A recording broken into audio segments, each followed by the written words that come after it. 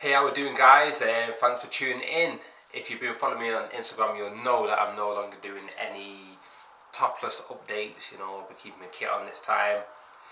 Even in my Instagram stories, training videos, whatever, you'll see me in a baggy tee, maybe a hoodie, the odd vest potentially, but I just want to keep everything to myself, keep everything under wraps. So unless you're my coach or you see me down at the posing club, you won't really see what's going on until show day.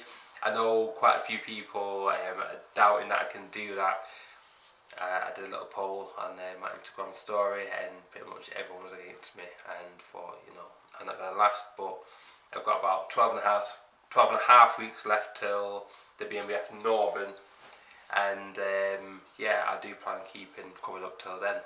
You guys use a ceiling off, and that's the plan anyway, so wish me luck. Now, talking about posing clubs, the next one is next week. I believe it's the 29th of June, which is a Saturday, the day before the BNBF Welsh qualifier. So, come down. It's at Evolution Gym, Rochdale, and this is the Northern Posing Club, by the way. It's held by Steph Noble. I believe that Andrew Chappelle will be coming down, so that's two great pros who'll be going through the posing with us, and we'll be answering any questions you have. So if you want to get a few tips, and then learn something, then make sure you attend. And these clubs, they're really valuable, and especially for novice competitors, anyone who's new to bodybuilding. Your initial posing usually isn't that great, so it's good if you can get like a pro, especially to teach you how to pose and give you a few pointers on things to do, so you don't look out of place on stage. Even though as a novice the judges kind of expect like weaker posing, but if you actually learn the right things and practice, then this is one way you can get ahead of the other competitors and those who are inexperienced or who haven't practiced as much. So yeah, make sure you come down. A lot of valuable information is there to be taken away. Like I said, following that we have the BNBF Welsh qualifier, which I will be attending. This will be the first show that I'll be able to watch this year. I'm really looking forward to it. There's two people who I know for sure are competing. That's my boy Q Money, who's doing his first ever bodybuilding show, and I'm really excited for him. I've seen him, he's looking great. Not going to say too much, but yeah, I'm hoping that it does well. Also, you've got DSL, Darren Shepherd Loxton. I know he's getting ready. He's got that whole diet phase going on and that, so I think he'll do really well as well. I'm not sure of the other competitors. If you're competing, hit me up, let me know, and unless you want to keep it a secret, but whichever, do you need to. I'll be there to watch anyway and support, so I'm looking forward to it. So last week we had the BNBF Northern Ireland qualifier. It was a smaller show, and it was the Masters who took the overall. I believe his name was Daniel Agbor. I hope I pronounced that right. He looked really well, really balanced, good muscularity, he looked quite thick and dense. Reasonable condition from what I could see on the pics, but obviously I wasn't there at the show. Wishing luck for the final. So well done to Daniel. So talking about Masters, I'm actually prepping my first ever bodybuilder for a competition, and he's a master. He goes by the name of Patrick. I've posted him on my Instagram yesterday. He's 57 years old and he's in phenomenal shape. He's such an inspiration, not just because he's bodybuilding, but a guy of his age, in the shape which is in. I know people half his age who've been training a long time and still are nowhere near like the level of physique which he's got. So I'm really hopeful for him this year, and I wish him all the best of luck, and I think he's going to do really well. So shout out to Patrick. Okay, so we're going to get down to my training now and my prep and how things have been going. Overall, the strength is still there. I was at Ultraflex Gym in Rotherham on Saturday.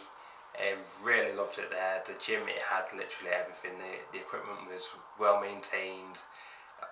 You know, and I'll be going back up there this Saturday with Danny. I think we're going to train legs. No, not think. We will be training legs, so I'm looking forward to doing that. But yeah, like I said, the facilities that they had there, it's got like a barber shop, they've got tanning, they've got a posing room, they've got the kitchen, do clothing, supplements, you know, everything you need, anything that you need, you know, they literally do it. And like I said, the machines are well maintained, and the hat squat was great. It was so smooth, really enjoyed my session down there, and spent a good 3 hours or something doing legs. And like I said, the strength was good. Got up to about 8 plates a side in the hat squat, which is pretty impressed with. But I'm going to bring my knee wraps this time and hopefully push a little bit more. But today I trained at Flex and Tone in Salford, and I did calves and hamstrings with a little bit of abs at the end, and then some cardio. And I didn't plan on doing cardio, but I saw Danny in there, and I saw that she was doing some, and was going to do some posing afterwards, so I thought, alright, may as well get my cardio out of the way, and then went and done some posing. Now, I've got some footage which I'm going to get rolling after this, but yeah, really enjoyed it today. Going to the gym, I actually felt a little bit tired.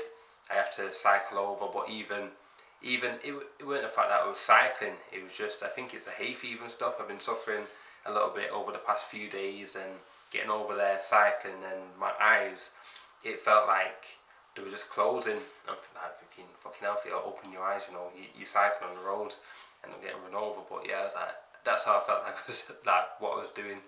I don't know if I was actually doing that, but that's what it felt like anyway. But I made it in one piece, got there and back, and it was a good session in the end.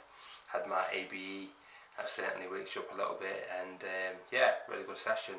So here's a few clips. Okay, and so I started on the hammer strength seated calf raise. I do really enjoy this machine.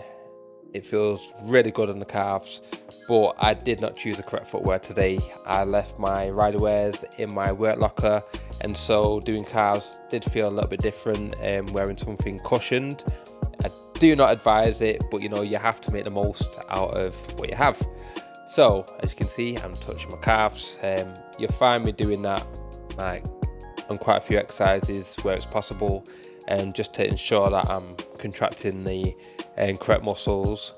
I think that if you actually touch the muscles, it's a lot easier to get that mind muscle connection. So I'll do it from time to time, depending on the movement. I did get some decent weight on, but didn't go to absolute failure this time, because last time I was on it, you know, I completely failed and struggled to get back onto the safety rack. So yeah, I didn't want to do that again this time. But as you can see, I moved on to the donkey calf raise, and I really enjoyed this machine. Not many places have them, so when I get a chance to use one, I make sure that I do.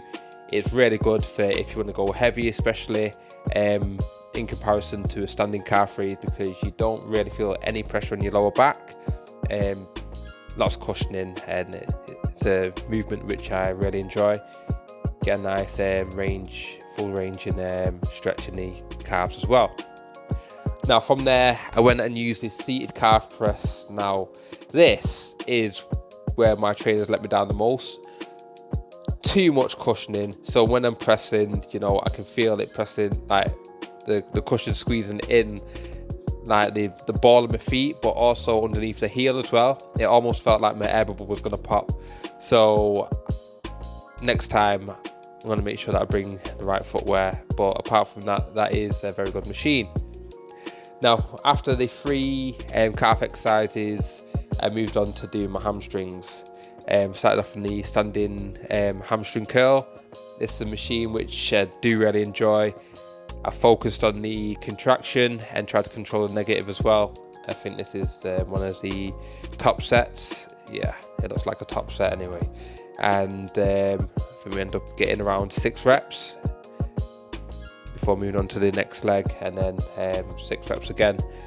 Now, it is a pretty hard machine, and even though I've only got a few plates in it, you know, I really did feel it in the hamstrings.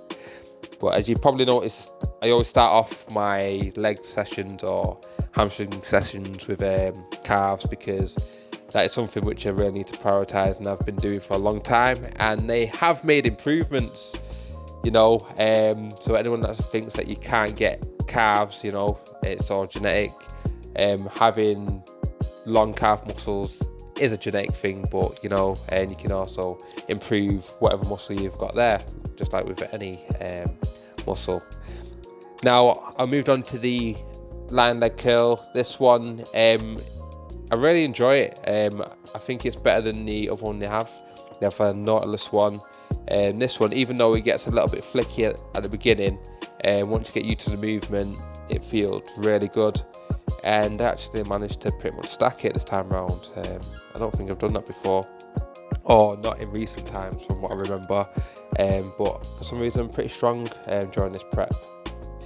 Now, as my hamstrings didn't feel destroyed enough, I thought I'd move on to the single leg line leg curl. This is a machine which I've used often. Usually if I do hamstrings, I'm at my works gym, which is a gym group, and they do have a line leg curl, but you have to do it single leg, which also does feel really good. I think doing hamstring single leg is definitely beneficial, as it is a lot easier to get that mind muscle connection, really focus on the contraction and the whole movement in general.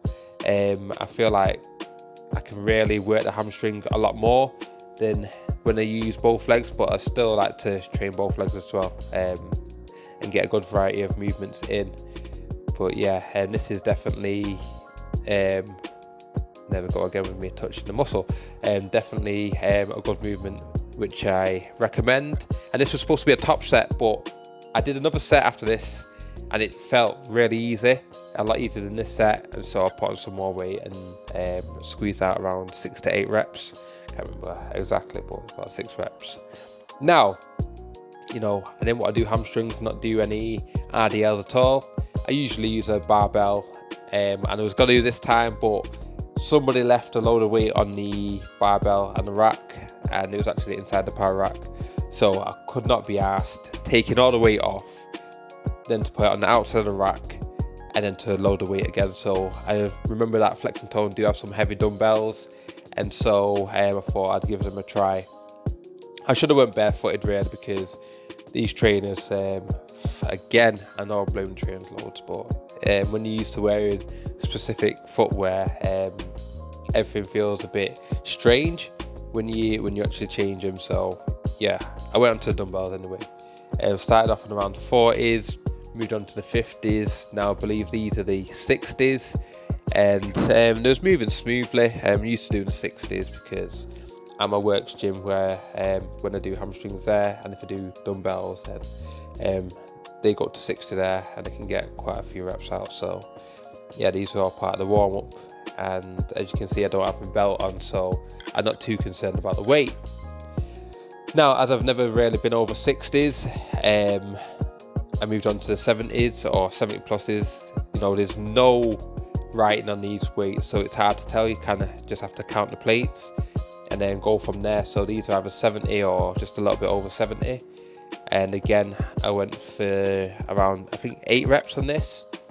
Now, the weight didn't actually feel too hard, but the way that I gripped it was, I didn't grip it like correctly, and so the whole like set, it felt a little bit shaky. But we still managed to get through it, and yeah, get some good reps out, get a nice full range movement. Now from there, I saw some big boy dumbbells and thought, right, definitely got to go for these. And these are around 80 kg or maybe a little bit over. Again, the first time trying these, but I know that I'm good at using the barbell and getting heavy weight on that, so I thought I should be able to handle these. Now on this top set, I do 8 reps, and I got a much better grip with these, and you know, they felt really good and pretty smooth. They were quite hard, but not super hard if they had heavier dumbbells, which I think they do, but I think they've only got one of them, but that's about 100 kg or something. You know, I'd probably give them a try, but you know, they've got these, and so we just had to do what we've got. But I did actually go another set, and so we've got two top sets, 2 sets of 8 out the 80 plus kg dumbbells. This time I put them back on the rack, which was kind of a mistake because it was awkward as fuck. And so on the set after this, I actually just dropped them on the floor. Alright guys, so that about wraps this vlog up. Thank you for watching, and I hope you enjoyed it. If you did, please leave a little like for me. And if this is the type of stuff that you want to see, if you want to see more of it, then subscribe and follow my journey to the BNBF Northern qualifier, and hopefully the British finals and world finals. That's the plan for this year anyway. So yeah, like I said, thanks for watching, stay tuned, and like, comment, subscribe, and follow me on Instagram. Take it easy.